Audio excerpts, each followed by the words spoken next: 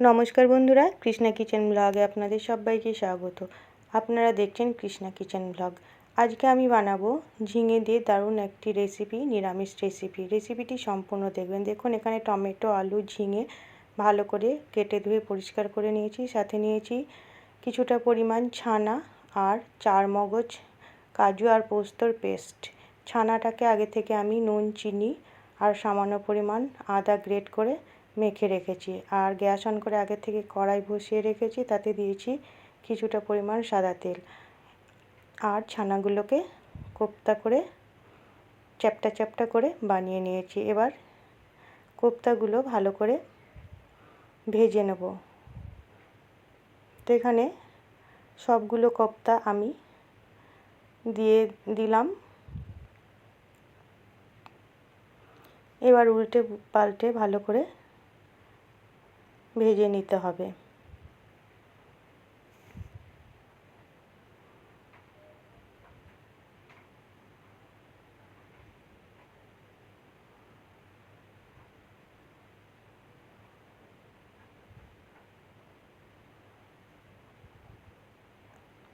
এই রান্নাটা বানানো একদমই সোজা আর গরম ভাতের সঙ্গে খেতে কিন্তু দুর্দান্ত লাগে। আপনারা অবশ্যই একবার বানাবেন, দেখবেন খুবই ভালো লাগবে খেতে। তো এখানে কোপ্তাগুলো খুব সুন্দর ভাজা হয়ে গেছে, অন্য পাত্রে তুলে নিলাম।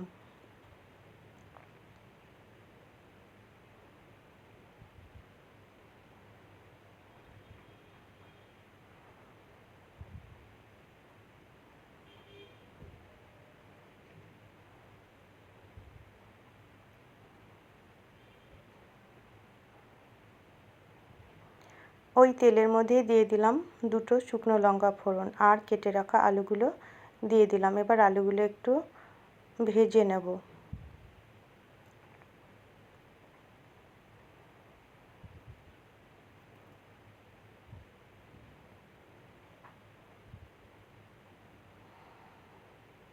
আলুগুলো কিছুক্ষণ ভাজার পর দিয়ে দিচ্ছি কেটে রাখা টমেটো। এখানে আমি একটা মিডিয়াম সাইজের টমেটো নিয়েছি, দেখে বুঝতে পারছেন। আরও কিছুক্ষণ আলু আর টমেটো ভালো করে কষিয়ে নেব। ঢাকা দিয়ে দিলাম। কিছুক্ষণ পর ঢাকা খুলে দিলাম। দেখুন আলুটা বেশ অনেকটাই ভাজা হয়ে গেছে।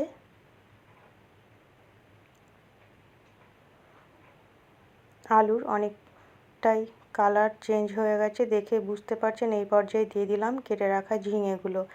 এবার একসাথে ঝিঙেও কষিয়ে নেব আলু টমেটোর সাথে আরও কিছুক্ষণ। তো খুব সুন্দর করে আমি নেড়ে দিচ্ছি।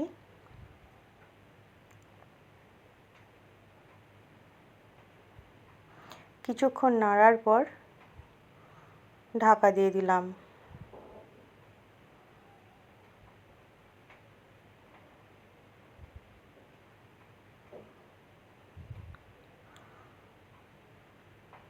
আজ শনিবার, তো নিরামিষভাবে এই রেসিপিটি বানালাম এবং আপনাদের সঙ্গেও শেয়ার করলাম।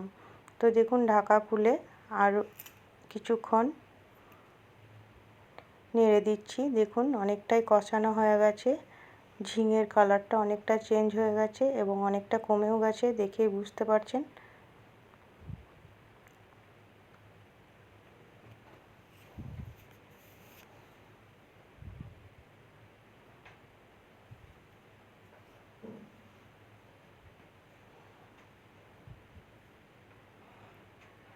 আবারও ঢাকা দিয়ে দিলাম। ঢাকা খুলে দিচ্ছি। বন্ধুরা এখানে আপনাদের কাছে আমি ক্ষমা চেয়ে নিচ্ছি, কারণ যখন পোস্তর পেস্ট আর স্বাদ মতো লবণ আর চেরা কাঁচা লঙ্কা দিয়েছিলাম, 3-4টা কিছুটা পরিমাণ সরিষার তেল দিয়েছিলাম, সেই সময় কিন্তু ক্যামেরা অফ হয়ে গেছিলো। তো আপনাদের সেটা আমি দেখাতে পারিনি, তার জন্য ক্ষমা চেয়ে নিচ্ছি। তো দেখুন পোস্ত দিয়ে খুব সুন্দর করে ফুটিয়ে নিলাম সবজিটা।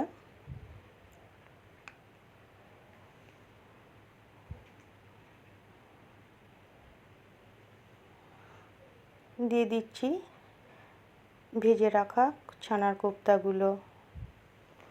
এবার আরও কিছুক্ষণ নেড়েচেড়ে নামিয়ে অন্য পাত্রে সার্ভ করে দেবো। তাহলে বন্ধুরা কত সহজে তৈরি হয়ে গেল ঝিঙের একটা নিরামিষ রেসিপি। খেতে কিন্তু দুর্দান্ত লাগে। আপনারা অবশ্যই একবার এইভাবে বানিয়ে খাবেন, দেখবেন খুব ভালো লাগবে।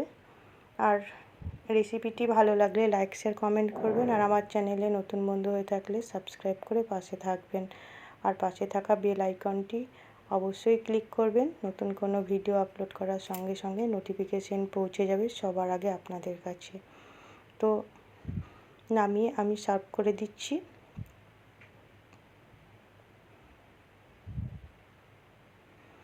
সম্পূর্ণ ভিডিওটি দেখার জন্য অসংখ্য অসংখ্য ধন্যবাদ বন্ধুরা। আবারও চলে আসবো নতুন কোনো ভিডিও নিয়ে। ততক্ষণ আপনারা ভালো থাকবেন, সুস্থ থাকবেন।